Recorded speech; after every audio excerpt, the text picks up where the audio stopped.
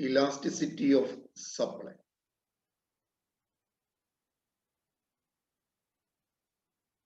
The law of supply tells us that there is a direct relation between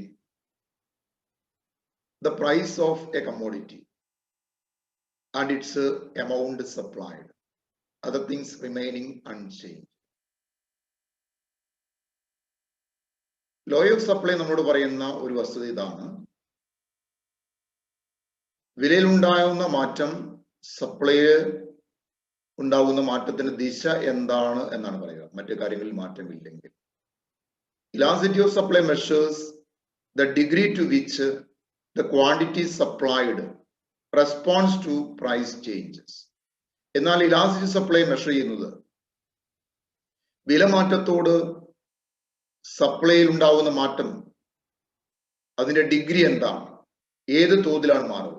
വിലമാറ്റം, ഒരു നിശ്ചിത വിലമാറ്റം സപ്ലൈയില് എത്ര മാറ്റം ഉണ്ടാകും എന്ന കാര്യമാണ് ഇലാസ്റ്റിസിറ്റി ഓഫ് സപ്ലൈ നമ്മളോട് പറയുന്നത്.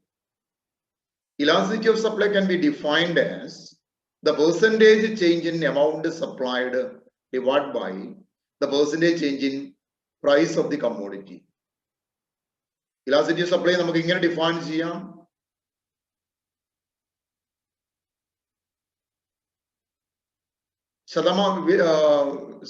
സപ്ലൈയിലുണ്ടായ ശതമാന മാറ്റത്തെ വിലയിലുണ്ടായ ശതമാന മാറ്റം കൊണ്ട് ഡിവൈഡ് ചെയ്താൽ നമുക്ക് എന്ത് ലഭിക്കും? ഇലാസ്റ്റിസിറ്റി ഓഫ് സപ്ലൈ നമുക്ക് ലഭിക്കും. അതായത് ES means elasticity of supply is equal to percentage change in quantity supplied of commodity divided by percentage change in price of the commodity.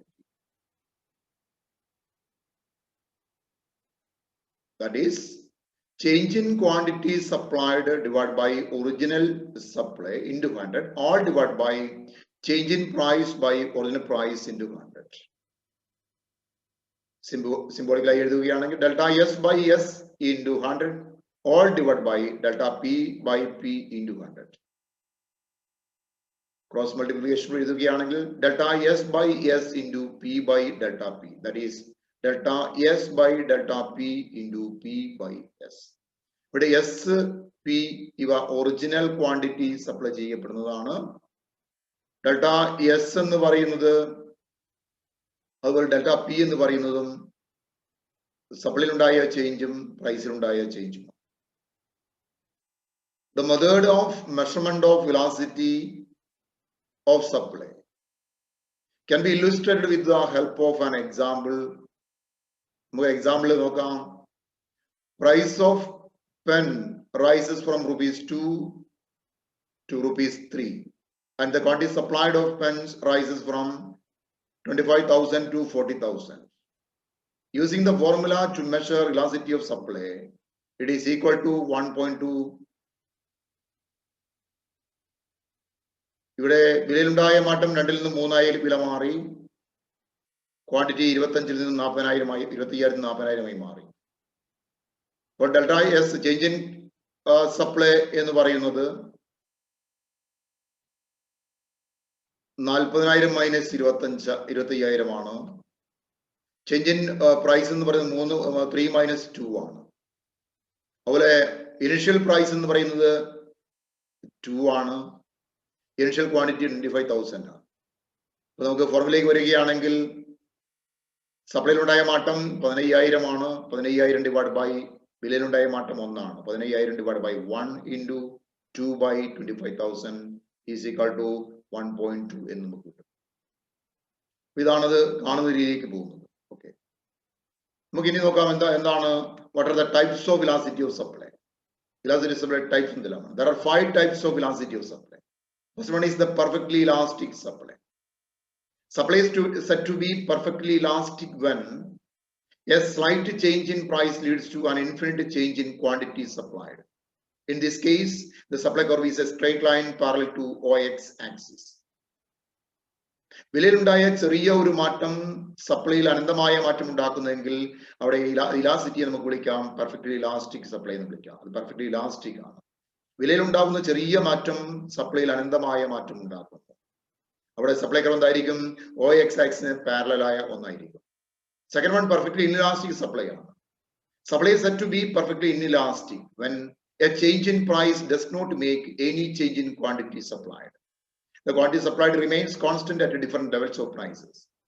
Quantity supplied does not respond to change in prices.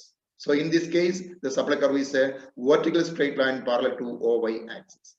വിലയിൽ ഉണ്ടാവുന്ന മാറ്റം സപ്ലൈയിൽ യാതൊരു മാറ്റവും ഉണ്ടാക്കുന്നില്ലെങ്കിൽ supply എന്താണ്? Perfectly inelastic ആണ്. വില എന്ത് തന്നെയാലും supply യാതൊരു മാറ്റവുമില്ല. അതായത് വിലമാറ്റത്തോട് സപ്ലൈ പ്രതികരിക്കുന്നില്ല. അങ്ങനെയാണെങ്കിൽ അത്തരത്തിലുള്ള സപ്ലൈ കർവ് എന്തായിരിക്കും? OY ആക്സിസിന് സമാന്തരമായിരിക്കും. Then a relatively elastic supply. Supply is said to be relatively elastic when a given change in price leads to more than proportionate change in quantity supplied.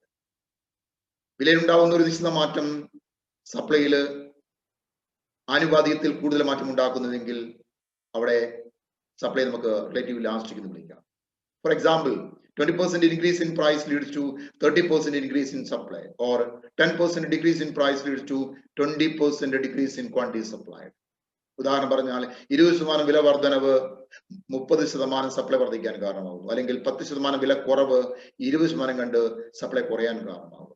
So in this case, the value of elasticity is more than 1. ഇവിടെ value എന്ന് പറയുന്നത് ഒന്നിൽ കൂടുതലായിരിക്കും. Next one relatively inelastic supply ആണ്. Supply is said to be relatively inelastic when a given change in price leads to less than proportionate change in quantity supplied.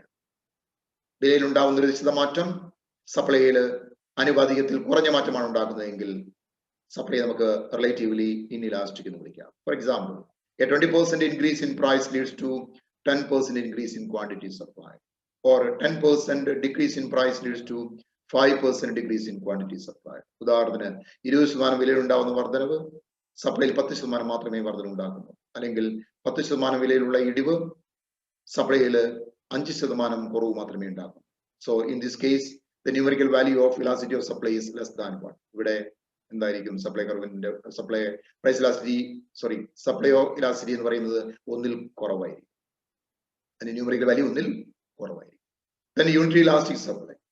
Supply is said to be unitary elastic when a given change in price leads to equal and proportional change in quantity supplied. വിലയിൽ ഉണ്ടാകുന്ന അതേ മാറ്റമാണ് സപ്ലൈയിൽ ഉണ്ടാക്കുന്നതെങ്കിൽ അങ്ങനെയുള്ള supply unitary elastic എന്ന് വിളിക്കാം. For example, a 10% increase in price leads to 10% increase in quantity supplied, and a 5% decrease in price leads to a 5% decrease in quantity supplied. 10% വിലയിൽ ഉണ്ടാകുന്ന വർധനവ് സപ്ലൈയിൽ 10% വർധന ഉണ്ടാക്കുന്നു.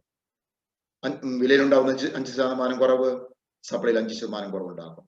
So in this case, the value of elasticity of supply is 1. ഇവിടെ എന്തായിരിക്കും? സപ്ലൈയുടെ value supply of elasticity value 1 ആയിരിക്കും. Elasticity of supply എന്തായിരിക്കും? ഇവിടെ ന്യൂമറിക്കൽ വാല്യൂ 1 ആയിരിക്കും. കാരണം എന്താണ്? വിലയിലുണ്ടായ മാറ്റവും സപ്ലൈയിലുണ്ടായ മാറ്റവും സെയിം. ഓക്കെ.